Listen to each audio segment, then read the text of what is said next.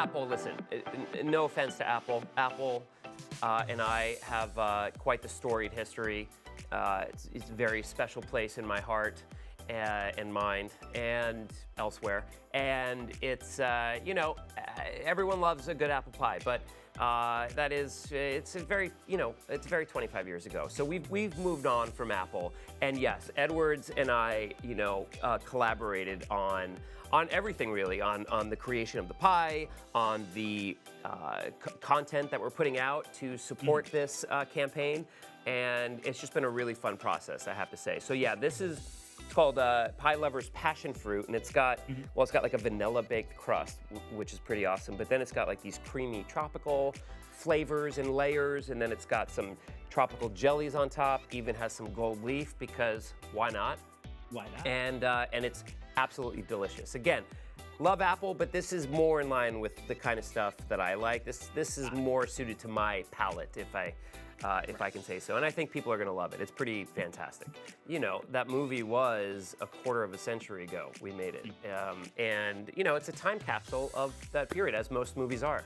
Yeah, that particular scene and the content of that scene could not be done now and shouldn't be done now. It reflects, the progress I think that we've made as a society in the last 25 years, that we think that, that would be inappropriate, and it is, and it should be.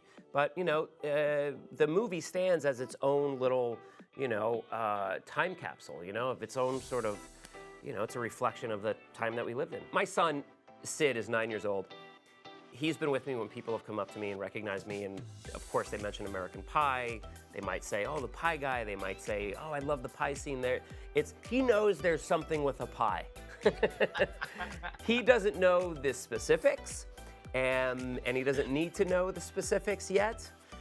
We thought it was almost once recently, actually. We were traveling, and someone came up to me and said, "Oh my God, you're the guy that the pie," and I quickly turned around, and Sid was there, but thank God he didn't hear that.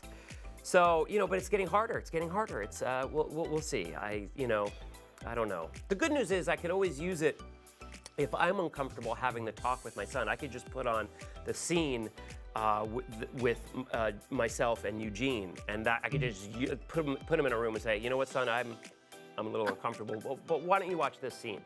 And so I could basically have Eugene do the talk for me to my son. You know what I might even do? I might actually just call Eugene and have him come over and just do the talk with my son. I think that's the move, actually. That's what I should do. I would 100% be down to do another one. I love working with every one of those people. When we're back on set, it's like we never missed a beat. The last movie, The Reunion, it was like an 8-year or 9-year gap, I think, 9-year gap from between the films, and it was like it was a 1-year gap.